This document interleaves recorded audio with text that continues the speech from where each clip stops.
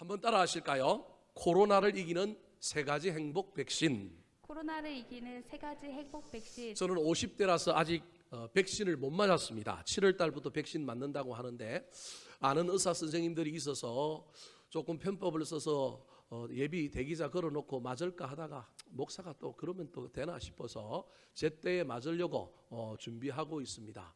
우리 70세 어르신들 백신 맞고 나니까 조금 마음에 평안함이 넘치는 모양이에요. 담대하게 행동도 좀 하시고 나가시는 모습들을 보면서 얼마나 감사한지 모르겠습니다. 백신이 더 많이 빨리 보급되어서 우리 온 국민이 이 백신 맞아서 조금 더 자유롭게 조금 더 평안하게 일상생활을 감당할 수 있는 날이 속히 오게 되기를 소망하고 축복합니다. 지난 3월 20일이 유엔이 정한 세계 행복의 날이었습니다. 이 날이 되면 유엔이 세계 각국의 행복 지수를 평가하여 발표하는 날입니다. 이때 각 나라의 행복의 지수를 무엇으로 평가하느냐 하면 6가지 지표를 가지고 평가합니다. 첫 번째가 그 나라의 소득 수준이 얼마냐. 물론 이건 큰 가중치가 그렇게 없습니다. 또 다른 하나는 각국이 가지고 있는 평균 기대 수명이라는 게 있습니다. 우리나라도 늘 한 해가 되면 우리나라 평균 기대 수명이 얼마이기 때문에 얼마까지 평균적으로 살 수 있습니다라고 하는 밝히는 기대 수명이 있는데 그 기대 수명이 두 번째고요. 그 다음에 복지, 사회적으로 얼마나 많은 지원을 받고 있는가. 또 다른 하나는 선택의 자유, 오고 감에 뿐만 아니라 직업을 선택하는 그 모든 문제에서 얼마나 선택의 자유가 있느냐. 또 다른 하나는 사회가 얼마나 부정부패가 없느냐. 부정부패에 민감하여 사람들이 너무 낙심하고 절망하느냐. 또 다른 하나는 사회의 풍성함과 너그러움이 넘쳐 흘러서 서로 돕고 이렇게 수용하는 문화가 있느냐. 이런 6가지를 가지고 각 나라의 행복의 지수를 평가합니다. 3월 20일 날 이미 올해 발표했는데 1등이 누구였을까요? 1등은 핀란드라고 하는 나라였습니다. 7.842. 2등은 덴마크, 3등은 스위스, 4등은 아이슬란드, 5등은 네덜란드. 저 북유럽에 있는 나라들이 대부분 그런 행복지수가 높은 나라로 나왔습니다. 세계 최강대국인 미국은 몇 등일까요? 두 번째 칸에 보니까 19위에 미국이 있습니다. 그러니까 잘 산다고 행복한 것은 아니라고 하는 것을 보여주고 있습니다. 우리 아시아는 24위에 보니까 누가 있느냐면 대만이 있어요. 25위에 아랍에미레이트, 26위에 사우디아라비아, 그리고 저 오른쪽으로 오면 그 다음에 카자흐스탄, 쿠웨이트 이런 나라들이 50위 안에 있습니다. 우리 한국은 몇 등일까요? 62등입니다.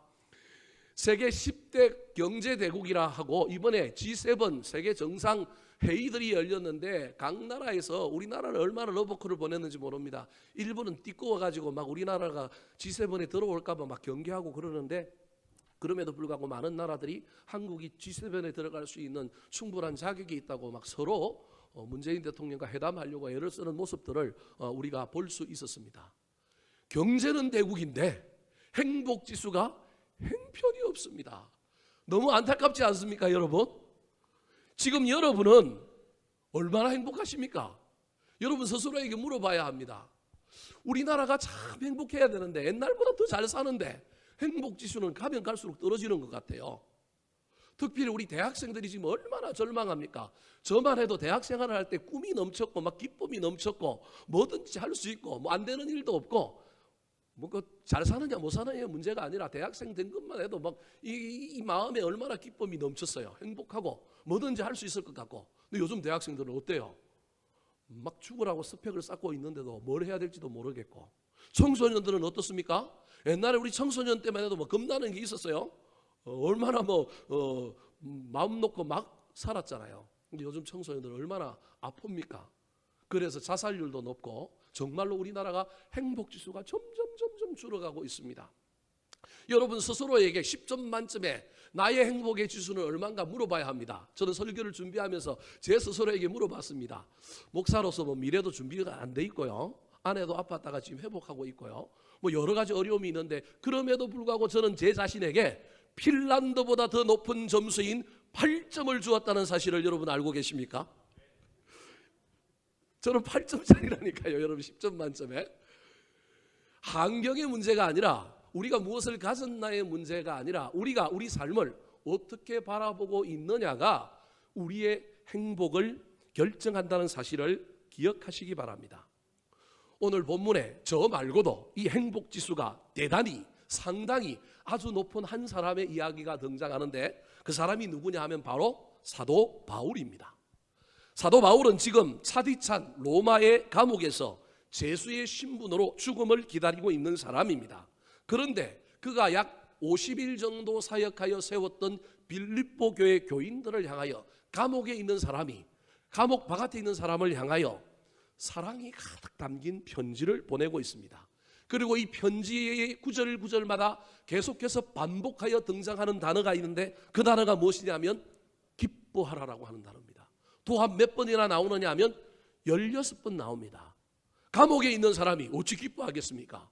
감옥에 있는 사람이 감옥 바깥에 있는 사람을 향하여 너그러운 마음 풍성의 심리를 가지고 그들을 향하여 기뻐하라고, 행복하지 않고는 기뻐하라고 말할 수 없는 거예요. 내 안에 행복이 있어야 행복을 나눠줄 수 있고 내 안에 기쁨이 넘쳐야 기쁨을 나눠줄 수 있는데 이 사도 바울이 감옥에 있으면서도 감옥 바깥에 있는 사람들을 향하여 행복을 전하고 기쁨을 주고 있습니다. 물론 그 이유는 빌립보서라고 하는 성경에 보면 또다시 반복되는, 또 다르게 반복되는 단어가 있는데 그게 영어로는 in Christ라고 하는 단어입니다. 예수 그리스도 안에서, 주님 안에 있기 때문에 행복하고 주님 안에 있기 때문에 기쁨이 넘쳐서 그 기쁨을 흘러 보내고 그 행복을 다른 사람들에게 말하고 있는 겁니다. 오늘 본문의 시작도 사도 바울이 기쁨에 충만하여 시작합니다. 우리 10절 말씀을 같이 한번 읽어볼까요? 10절입니다. 시작. 내가 주 안에서 크게 기뻐함은 너희가 나를 생각하던 것이 이제 다시 싹이 나미니 너희가 또한 이를 위하여 생각은 하였으나 기회가 없었느니라. 내가 주 안에서 크게 기뻐함은 사도 바울의 기쁨의 첫 번째 원천은 주 안이었습니다. 그런데 저 10절 이하에 보면 사도 바울이 누구 때문에 또 기뻐하고 있느냐 하면 빌립보 교인들 때문에 기뻐한다라는 거예요.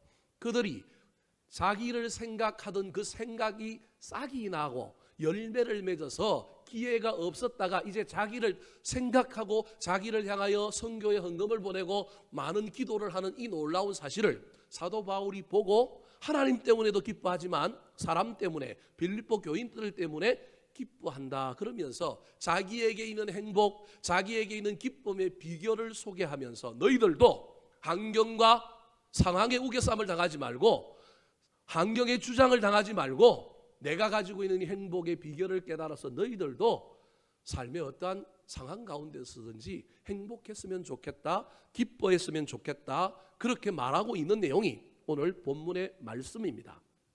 그렇다면 사도 바울은 어떻게 했길래 이 환경을 초월하여 기쁨과 행복의 마음을 가질 수 있었을까요? 저는 그것을 우리가 코로나를 이기기 위하여 백신을 맞는 것처럼 성령 안에서, 예수 그리스도 안에서 사도 바울이 영적인 백신을 맞았다 그렇게 해석하고 싶습니다. 우리 주님께서 주시는 놀라운 은혜의 백신을 맞아서 그 백신으로 인하여 상황을 초월하는 거예요. 환경을 넘어서는 놀라운 삶의 비결이 그에게 있어서 어떤 고난이 몰아오고 어떤 몰아닥치고 어떤 상황과 어떤 문제가 그 앞에 있다 할지라도 그 문제 앞에서 직면하여 이기고 행복하고 기쁨을 전하는 놀라운 신앙생활을 하고 있다고 해석하고 싶습니다. 오늘 본문 말씀을 통하여 이 사도 바울이 은혜 속에서 그리스도 예수 안에서 맞았던, 경험했던 이 영적인 백신이 무엇인지에 대하여 살펴볼 때 은혜 받고 우리도 그 영적인 백신 우리도 사모하고 소유함으로 말미암아 이 코로나 시대 갈수록 행복의 지수가 낮아지고 더 많은 어려움 가운데 거하지만 그 모든 것을 이기며 더 기뻐하고 더 행복해지는 저와 여러분 되기를 우리 구주 예수 그리스도의 이름으로 축원합니다. 자, 그렇다면 사도 바울이 가지고 있었던 맞았던 영적인 백신, 코로나19 상황 속에서 우리가 이 상황을 이기고 이 상황을 돌파하기 위하여 우리에게도 있어야 할 은혜의 영적인 백신은 어떤 백신일까요? 첫 번째입니다. 따라 하시겠습니다. 자족하는 감사의 백신. 자족하는 감사의 백신. 바울이 환경의 지배를 받지 않고 상황과 환경을 뛰어넘어 항상 기뻐하고 행복할 수 있었던 첫 번째 비결은 자족하는 마음의 태도였습니다. 11절 말씀 같이 읽어보겠습니다. 시작. 내가 궁핍함으로 말하는 것이 아니라 어떠한 행편에든지 나는 자족하기를 배웠노라. 저 11절 마지막에 보니까 자족하기를 배웠노니라고 말하고 있습니다. 자족은 자연스럽게 나오는 마음이 아니라는 거예요. 배워야 하는 마음이라는 거예요. 우리 인간은 본능적으로 원망, 불평, 결여에 대하여 민감한 반응을 보이는 사람들입니다.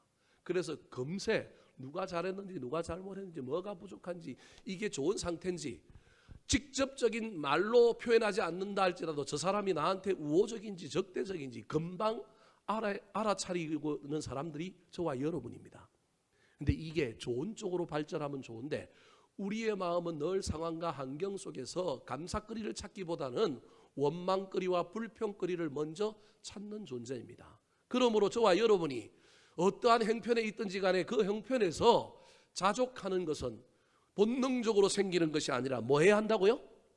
배워야 하는 것입니다. 이 자족의 마음을 잘 배운 사람이 누구냐 하면 구약 성경에 다윗이라고 하는 왕입니다. 다윗이 지었던 시편 중에 유명한 시편이 23편입니다. 시편 23편이 여호와는 나의 목자시니 내게 부족함이 없으리로다. 저와 여러분이 이 시편을 읽을 때마다 또 이 시편을 들을 때마다 푸른 초장에 집 하나 지어놓고 뛰어놀고 있는 목가적인 풍경을 그리면서 야, 저 시편 진짜 좋은 시편이다 그렇게 이해합니다.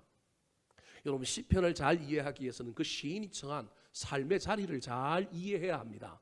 시편 23편의 시인의 삶의 자리, 다윗의 삶의 자리는 그렇게 목가적이고 그렇게 부족함이 없는 그런 자리가 아닙니다.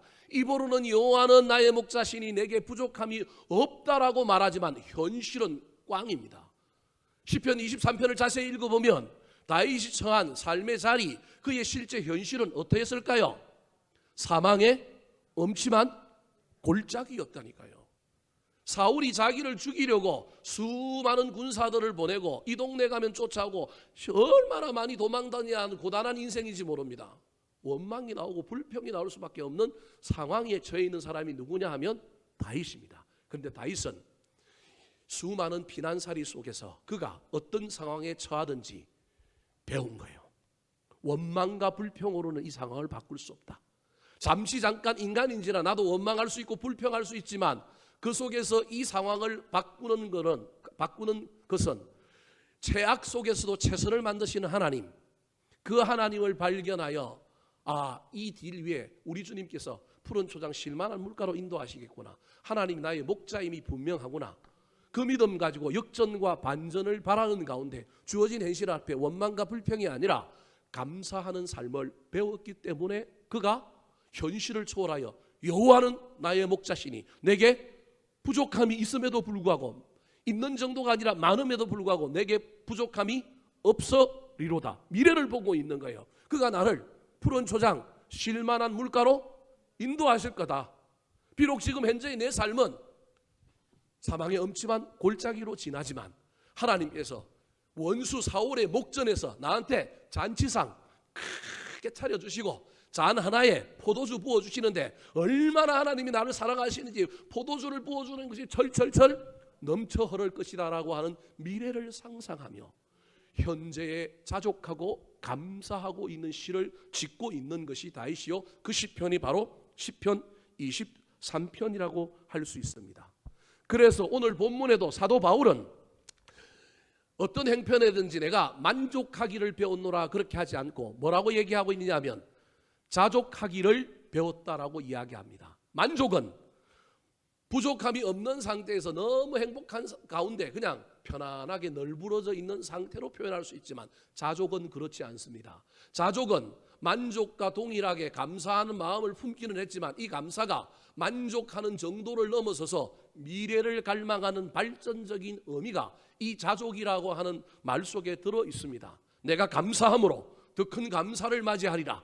하나님께서 역전시켜 주리라. 그런 마음을 가지고 있는 것입니다.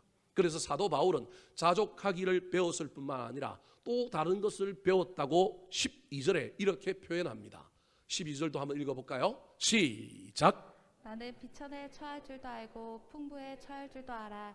모든 일 곧 베푸름과 배고픔과 풍부와 궁핍에도 처할 줄 아는 일체의 비결을 배웠노라. 일체의 비결을 배웠다. 일체라고 하는 말은 어떤 상황 속에서든지 한 가지 몸으로 한 가지 마음으로 대하는 걸 배웠다라는 거예요. 즉 비천에 처해도 가난해도 내가 그 가난 때문에 내가 하나님 잊어버리는 자가 아니고, 풍부에 처해도 풍부한 것에 취해서 내가 교만함으로 하나님 잊어버리는 자가 아니고, 내가 어디에 있든지 처할 줄 아는 능력을 가졌고 그 일체의 비결을 배웠다.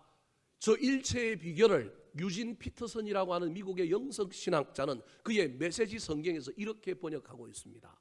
같이 한번 읽어볼까요? 시작. 나는 적은 것을 가지고도 많은 것을 가진 것처럼 행복하고 많은 것을 가지고도 적은 것을 가진 것처럼 행복합니다. 즉 일체의 비결을 뭘로 표현하고 있냐면 행복이라고 번역하고 있는 겁니다. 사도 바울은 어디 있든지 상황과 환경을 넘어서서 행복했기에 그의 입술에는 하나님께 감사했다, 그렇게 표현하고 있는 겁니다. 더 넘어가서 그에게는 큰 능력 하나가 생겼는데 그 능력을 13절에 이렇게 표현합니다.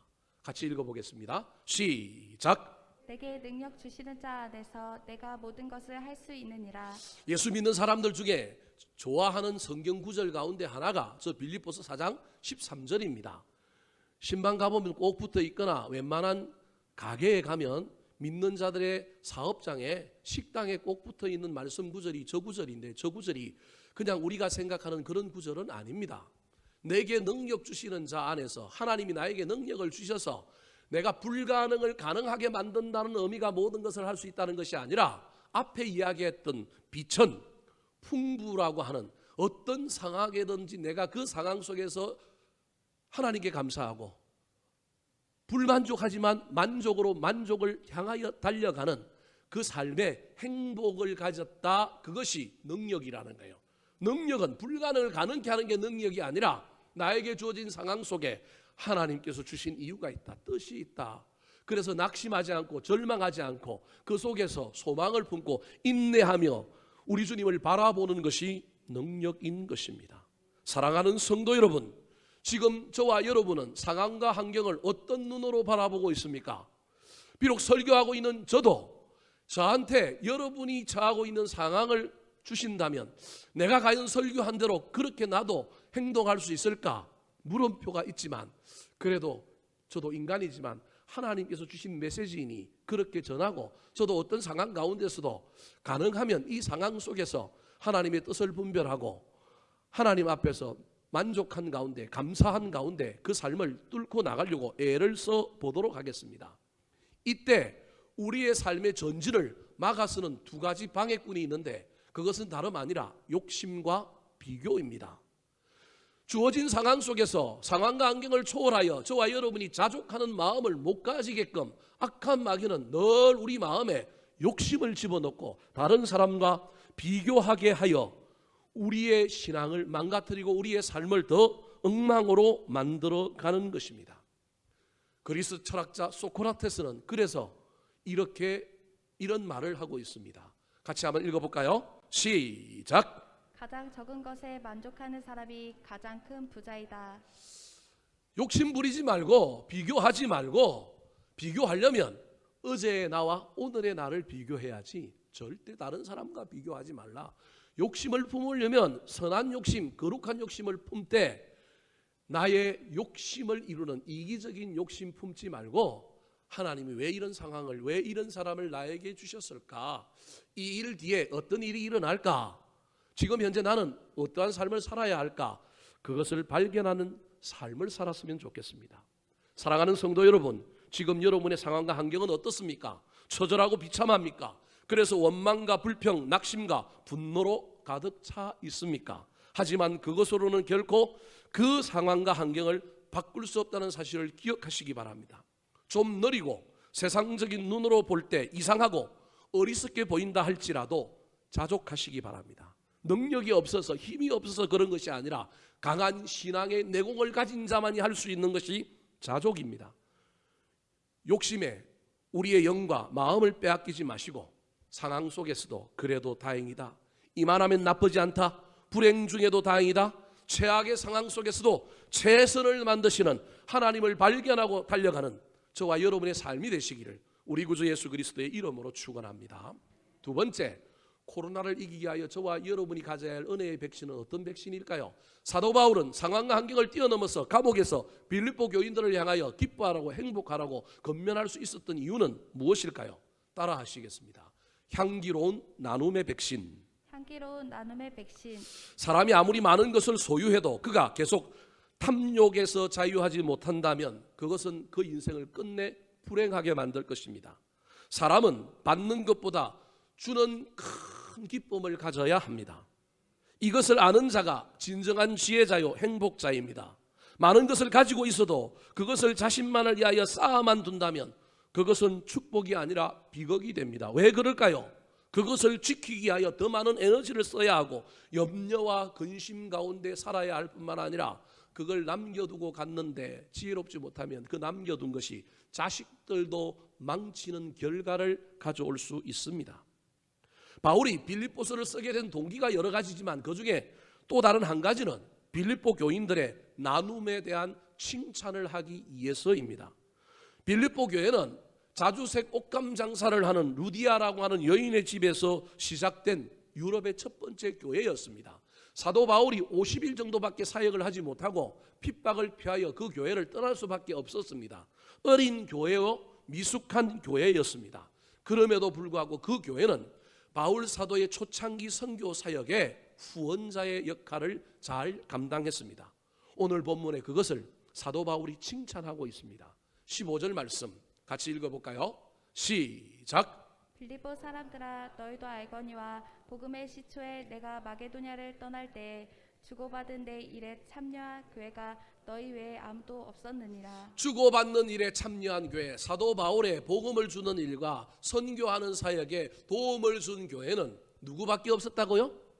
너희밖에 없었다. 빌립보 교회가 최초고 빌립보 교회가 모델이었다. 그 빌립보 교회 때문에 훗날 유럽에 있는 여러 교회들이 사도 바울에게 헌금을 하고 예루살렘 교회가 기근이 들어 어려울 때 또 인근 지역에 많은 지진이 일어나고 어려웠을 때 헌금 보내는 이 일에 최초의 모범을 보인 교회가 바로 빌립보 교회라는 거예요. 빌립보 교회는 한 번만 이 일을 하는 것이 아니라 그 이후에도 이런 나눔의 사역에 지속적으로 헌신했습니다. 16절 말씀 같이 읽어보겠습니다. 시작. 데살로니가에 있을 때에도 너희가 한 번뿐 아니라 두 번이나 나의 쓸 것을 보내었도다. 아까 15절은 다른 교회를 돕는 일에 사도 바울을 통로로 사용하여 빌립보 교회가 헌금을 했다고 한다면 16절은 사도 바울의 개인 선교 경비를 댄 교회가 누구냐면 빌립보 교회입니다. 그래서 훗날 데살로니가 전서에 보면 데살로니가 교회를 사도 바울이 편지를 보내면서 내가 너희들에게 다른 순회 선교사들처럼 사례를 달라고 대접받기를 요구할 수 있었음에도 불구하고 내가 하지 않고 자비량으로 텐트를 치면서 내가 사역했다라고 이야기하는데 거기에 가장 중요한 그렇게 주장할 수 있었던 이유 중에 하나가 빌립보 교회가 개인 사역의 후원자의 역할을 감당했기 때문에 그런 겁니다. 더 나아가서 지금 사도 바울이 편지를 쓰고 있는 로마 옥중에 있는데도 빌립보 교회 교인들이 이 사도 바울을 향하여 나눔의 사역을 실천했습니다. 18절 말씀 같이 읽어볼까요? 시작. 내게는 모든 것이 있고 또 풍부한지라 에바브로디또 편에 너희가 준 것을 받음으로 내가 풍족하니 이는 받으실 만한 향기로운 제물이요 하나님을 기쁘게 할 것이라. 복음의 초창기에 선교 헌금을 했고 내가 데살로니가 교회에서 사역할 때 너희들이 나에게 물질을 보냈고 그 후에 시간이 많이 흘러서 지금은 내가 로마의 감옥에 있는데 내 감옥의 삶을 조금 더 편리하게 하려고 영치금을 보낸 교회가 누구냐면 너희들이다. 빌립보 교회 교인들이다. 에바브로 디도편에 보냈다. 나는 이미 로마 교회와 주변에 있는 많은 사람들이 감옥에 있는 나를 긍휼히 여겨서 많은 것을 보내서 풍족한데도 너희들이 나에게 보냈다. 그리고 그러므로 너희들이 보낸 건 나에게 보낸 것이지만 사실은 하나님께 드리는 향기로운 제물이요 하나님을 기쁘시게 했기 때문에 너희들의 그 나눔은 없어지는 것이 아니라 하나님께서 갚아주시고 채워주실 거다. 나눔 위에 뭘 하고 있느냐 하면 축복을 하고 있는 사람이 바로 사도 바울입니다. 19절에 그 축복이 나옵니다. 같이 읽어볼까요? 시작. 나의 하나님이 그리스도 예수 안에서 영광 가운데 그 풍성한 대로 너희 모든 쓸 것을 채우시리라. 나눔과 칭찬, 나눔과 축복이 있는 공동체 가정, 그런 집단은 잘 될 수밖에 없습니다. 그런 집단은 행복합니다. 그곳에는 아름다움이 있습니다. 제 아내가 암투병 이후에 제가 건강하게 만들기 위하여 하루에 3번 정도씩 꼭 아내를 데리고 마을을 주변을 걸으려고 애를 씁니다. 근데 비가 오면 걸을 수가 없잖아요. 그래서 낸 아이디어 중에 하나가, 우리 큰아들이 군대 제대하고 지금 삼성의 스타필드 아쿠아월드에서 뭘 하고 있느냐 하면 안전요원 하면서 아르바이트를 대학 입학할 때까지 지금 하고 있는데, 스타필드는 지붕이 있어갖고 넓은 데다가 환기가 잘 되니까, 야, 거기 가서 비 올 때는 뭐 하면 좋겠다? 운동하면 좋겠다. 거기 1층부터 4층까지 있는데 하면 쫙 다 걸으면 한 1시간 조금 못 되니까 충분히 운동하고 오겠다. 그런 마음이 들어서 지난 목요일인지 금요일인지 정확하게 기억은 안 나는데, 목요일 날 비도 오고 아이디어가 나서 거기 가서 운동하고, 아들이 퇴근할 때쯤 되면 우리 아들을 태우고 오면 좋겠다 싶어서 거기를 운동하러 갔어요.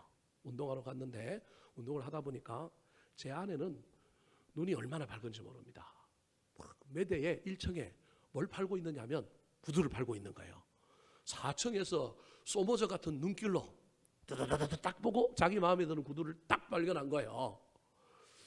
우리는 그냥 구경만 하기로 했는데 그 구두를 딱 본 거예요. 그래서 머릿속에 이제 고민이 되지만 그래도 몸도 아프고 그런데 싸면 하나 사줘도 되겠다라는 마음을 가지고 1층 그 매대에 가서 봤는데, 다행히 생각보다 그렇게 많이 비싸지는 않는 거예요. 10만 원 넘어가면 절대 안 사준다고 마음을 먹고 있는데, 물어보니까 6만 9천 원이라 그러는 거예요. 이 열 상품을 파는 거예요. 그래서 어떻게 할까 말까 이제 고민하고 있다가, 그래도 몸도 아픈데 또 저걸 또 저렇게 보고 만지작거리고, 또 지거는 팔아먹으려고 잘 어울린다 그러고, 또 뭐하라 그래요? 신어보라 그러고, 이것도 신어보고 저것도 신어보는데, 우리 집 사람의 합법이 있거든요. 마음에 들면 이거 어때? 라고 물어보거든요. 여러분, 남편들이요, 아내의 합법을 잘 기억해야 됩니다. 이거 어때? 라고 하는 말은 어떻게 해달라는 거예요? 마음에 드니까 사달라는 말인데, 이걸 이해를 못하는 남편들이 얼마나 많은지 몰라요. 이거 어때? 라고 묻는데 자기 마음에 드는 눈치인 거예요. 그래서 담대한 마음을 먹고 한번 사줘야 되겠다 싶어가지고, 지갑은 안 가까웠는데 요즘 핸드폰에 다 신용카드가 들어있는 것들이 있잖아요. 그래서 삼성페이를 가지고 결제를 하려고 하는데, 삼성페이가 안 되는 거예요. 제게 문제가 있는 거예요. 자기들 그 기계에 문제가 있는 거예요. 그때 마침 누가 왔느냐 하면 아들이 이제 퇴근해갖고 우리가 어디 있다는 걸 알고 왔는데, 제 카드가 안 되니까 우리 아들이 자기 카드를 싹 뽑아갖고 어떻게 해준 거예요? 결제를 해준 거예요. 할렐루야. 근데 그 마음이 묘해요. 평생 아들 뒷바라지하고 아들을 도울 것이 부모의 그러한 신세지만, 그럼에도 불구하고 아들이 기쁜 마음으로 한번 이렇게 해줄 때 그 느끼는 느낌이, 부모로서의 느낌이 어때요? 기가 막히잖아요. 그럼 받은 만큼 더 어떻게 해야 될까요? 2배, 3배로 돌려줘야죠. 나눔과 축복, 나눔과 칭찬, 나눔 속에 우리가 서로를 배려하는 이것이 행복을 만드는 겁니다.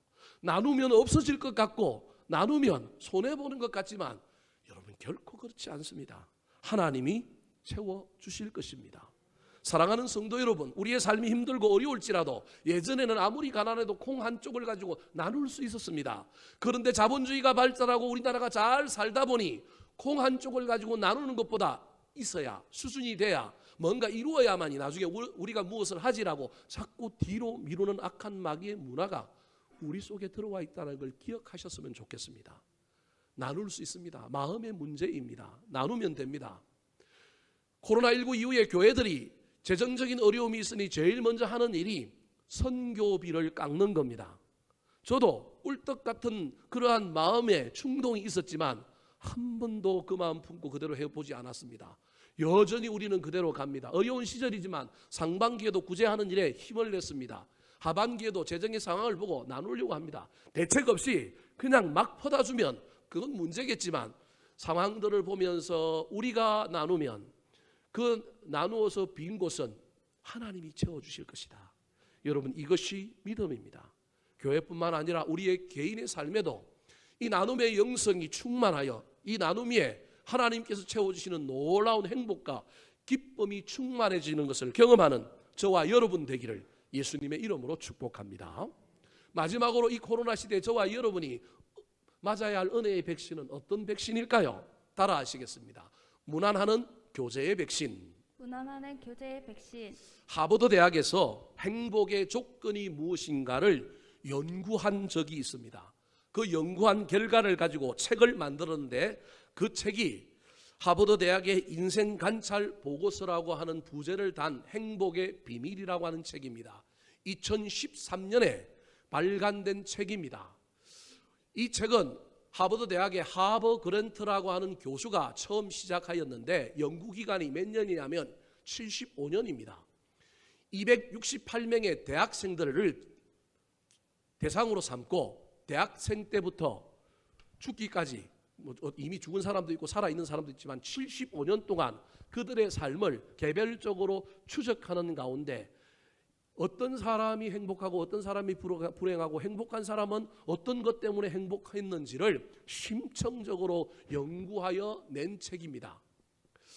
그 책을 지은 저자는 조지 베일런트라고 하는 교수인데 하버 그랜트 교수의 뒤를 이어 책임자가 되어서 이 연구를 45년 동안 한 사람입니다. 그 연구의 결과 책을 여러분에게 소개하니까 읽어보시고요. 그 책을 요약하면 이런 내용들로 요약할 수 있습니다. 첫 번째 내용입니다. 넘겨주실까요? 우리를 행복하고 건강하게 하는 것은 좋은 관계였습니다. 가장 행복한 삶을 산 사람은 좋은 가족과 친구, 공동체가 있는 사람이었습니다. 사회적 연결은 매우 유익하고 고독은 해롭습니다. 가족, 친구, 공동체와 긴밀하게 연결된 사람일수록 더 행복하고 건강하며 오래 살았습니다. 고립된 사람은 중년기에 빠른 속도로 건강이 악화되고 뇌 기능도 일찍 저하되었습니다. 다음 화면 넘겨주실까요? 관계에서 친구의 수는 중요하지 않습니다. 가장 중요한 것은 관계의 질이었습니다. 친구가 많더라도 갈등과 싸움이 잦다면 건강에 해롭습니다. 한 명의 친구만으로도 관계가 만족스럽다면 그것으로 충분했습니다. 좋은 관계는 우리의 몸뿐만 아니라 뇌도 보호합니다. 애착 관계가 긴밀하게 형성된 80대의 어르신들은 이 애착 관계가 좋지 않은 그런 사람들보다 훨씬 더 높은 기억력을 갖고 있어서 파킨슨병 치매도 걸리지 않고 건강했습니다. 그래서 이 책의 결과가 마지막 결론이 뭐였느냐 하면 행복은 사이가 좋은 것이다라고 결론을 내리고 있습니다. 행복은 돈이 많은 게 아니고 행복은 사이가 좋은 거예요. 좋은 관계를 가지고 있는 것이 바로 행복입니다. 사이가 좋은 사람들은 서로 관심을 가지고 염려해주며 전화로 안부를 묻고 만나고 밥 먹고 교제하는 사람들이 행복한 사람들입니다. 사도 바울이 소아시아 지역의 여러 교회들을 선교하고 세우고 그들을 위하여 신앙의 안부를 묻고 편지를 보낼 때마다 그 편지 말에 늘 끊임없이 반복해서 쓰고 있는 반복되는 단어 하나가 있는데 그것이 바로 문안하라라고 하는 단어입니다. 오늘 본문 마지막에도 그 얘기가 나옵니다. 21절과 22절 말씀 같이 한번 읽어볼까요? 왜 치우십니까? 네, 시작. 그리스도 예수 안에 있는 성도에게 각각 문안하라. 나와 함께 있는 형제들이 너에게 문안하고 모든 성도들이 너에게 문안하되 특히 가이사의 집 사람들 중 몇이니라. 문안이라고 하는 단어는 사람의 안녕을 묻는 겁니다. 안녕하십니까? 라고 묻는 게 문안입니다. 근데 그 문안은 관심이 없으면 마음이 없으면 할 수 없는 것입니다. 사랑하는 자녀 여러분, 여러분의 부모들에게 문안하시기 바랍니다. 여러분의 부모를 건강하게 할 겁니다. 그리고 문안하는 여러분들도 행복하게 만들 것입니다. 현대의 가장 큰 문제는 고독사입니다. 어르신들 중에도 세상과 단절되어 고독사 가운데 살아가는 사람들이 얼마나 많은지 모릅니다. 이것은 육체적인 문제뿐만 아니라 영적으로도 문제입니다. 영적인 고독사, 하나님과 단절되고 공동체와 사람들과 단절되어 살아감으로 말미암아 죽음에 이르고 그 죽음에 이르기 전에 비참한 비극과 불행을 경험하고 있는 것입니다. 사랑하는 성도 여러분, 할 수만 있다면 돌아보고 살피고 염려하고 중보하고 전화하여 안부를 묻고 만나서 사귀는 교제를 이어가십시오. 그것이 서로를 안전하게 하고 행복하게 만드는 가장 큰 비결이요, 백신입니다. 나도 다른 사람을 향하여 그렇게 안부를 묻고 살필 뿐만 아니라 나도 누군가가 나를 살펴준다면 그것처럼 귀하고 아름다운 일이 어디 있겠습니까? 사랑하는 성도 여러분, 지금 여러분 곁에 누가 있습니까? 있는 사람은 행복한 사람입니다. 없으면 여러분 위험합니다. 늘 물어야 합니다. 지금 내 곁에는 누가 있는가? 내 옆에는 누가 있는가?